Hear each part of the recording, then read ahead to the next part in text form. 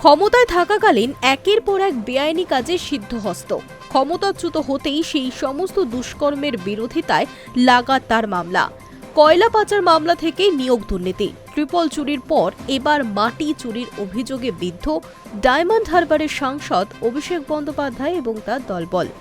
বেআইনিভাবে ৩০০ কোটি টাকার মাটি কেটে বিক্রির অভিযোগে এফআইআর দায়ের করলেন ডায়মন্ড হারবারের বিজেপি নেতা অভিজিৎ বিশ্বাস ওরফে ববি। সোমবার রাতে কালীতলা আশুলিয়া থানায় তিনি অভিষেক বন্দ্যোপাধ্যায়, তার আপ্তসহায়ক সুমিত রায়, বিষ্ণুপুরের জেলবন্দি তৃণমূল বিধায়ক দিলীপ মণ্ডল সহ মোট ২৩ জনের বিরুদ্ধে অভিযোগ দায়ের করেছেন।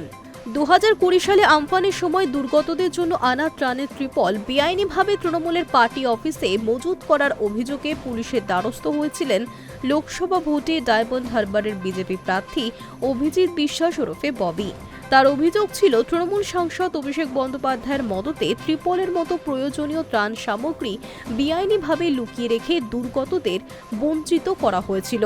এতে প্রায় ২৫০ কোটি টাকা আর্থিক দুর্নীতি হয়েছে বলে পুলিশে এফআইআর করেছিলেন বিজেপি নেতা।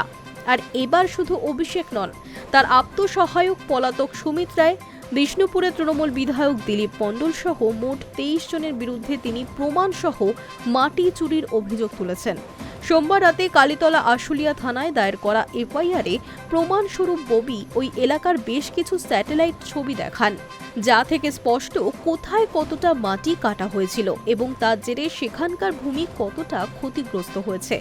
বিজেপি নেতার অভিযোগ অনুযায়ী ধাপে ধাপে প্রায় ১৬৩ বিঘা জমির মাটি অবৈধভাবে কেটে বিক্রি করে দেওয়া হয়েছে।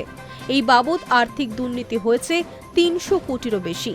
তার কথায় সাংসদ অভিষেক বন্দ্যোপাধ্যায় তো এখানকার ভূমিপুত্র নন, মাটির মূল্য উনি কি বুঝবেন। ২০১৭ সাল থেকে এখানে ধাপে ধাপে মাটি কেটে চোরা পথে বিক্রি হচ্ছে।